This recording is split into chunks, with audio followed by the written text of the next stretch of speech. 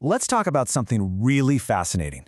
Why some of the most important truths only come out at the highest personal cost. We're going to dive into how two different countries, the US and the UK, have these radically different ideas about the people who dare to speak up. So get this, since 2012, over 700 citizens from the UK have done something pretty wild. They found evidence of major wrongdoing, looked at their own system, and decided to completely bypass it, turning instead to the United States for help. I mean, that's not just a small trend, that's a flood of people. And it just begs the question, right? What is the American system offering that the UK's doesn't? The answer, it turns out, shows two totally different ways of looking at the world. Okay, so to really understand why someone would make that choice, we have to start in the US and look at the benchmark that was set after the massive 2008 financial crisis. The Dodd-Frank Act was this enormous 2,300-page law that basically reshaped American finance. But buried deep inside all that legal text was a special little provision that ended up creating the gold standard for whistleblowers around the globe. And here's the deal with that program. It's a system that was built to actively encourage people to come forward. It's not just about protecting you. It's about valuing what you do with mandatory, legally backed financial rewards and, crucially, guaranteed confidentiality. All right, now let's hop across the pond and see how this compares to the UK's new scheme from their tax authority, Revenue and Customs. It takes a very different path. So at first glance, you might see some overlap. A 30% reward? That sounds pretty good, but you gotta look at the details. Check out those last 2 points. The rewards are discretionary, meaning they're not a sure thing.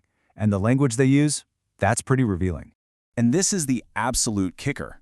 If you want to even be considered for a potential reward, you have to give up your anonymity. You have to put your name out there, taking on all the risk of payback from some very powerful people with absolutely zero guarantee of protection or payment. It's a huge, huge gamble. And this gets us right to the heart of the whole debate. It isn't just about policy differences, it's about a single, incredibly powerful word. You see, the UK scheme deliberately avoids the word whistleblower. I mean, it's not used even once. Instead, they use the term informant, which, let's be honest, carries a very different and much more loaded meaning. This quote just nails the philosophical gap here. A whistleblower is seen as someone performing a public service, right? Often at great personal risk. But an informant? They're framed as someone in a paid transaction who's only motivated by personal gain. One feels like a civic duty, the other feels like a business deal. And when you put them side by side like this, wow, the contrast is just stark. It's not just a different set of rules. It's a totally different philosophy on how you treat the person who's brave enough to come forward with the truth. So, what does all this mean in the real world for people in the UK who decide to speak out, especially under a system that a lot of critics say has been broken for decades? Well, according to Protect, a UK whistleblowing charity, the numbers are pretty grim. A staggering 73% of whistleblowers say they felt victimized or were forced out of their jobs. Think about that. Nearly 3 out of every 4 people pay an enormous professional price. Let me tell you about a guy named Nicholas Wilson. He spent 13 years of his life exposing a £1 billion fraud at HSBC. And his reward for all that? He lost his career, he became unemployable, and his role was never even officially acknowledged. And it's not a one-off. Or take Dr. Chris Day. He has been stuck in a brutal 12-year legal fight. And what did he do? He raised concerns about patient safety in the National Health Service. 12 years of his life gone, just for trying to protect people. So you see, these aren't just isolated, sad stories. They're part of a pattern of unbelievable personal cost under the UK's existing laws, and that's the same framework this new informant scheme is built on.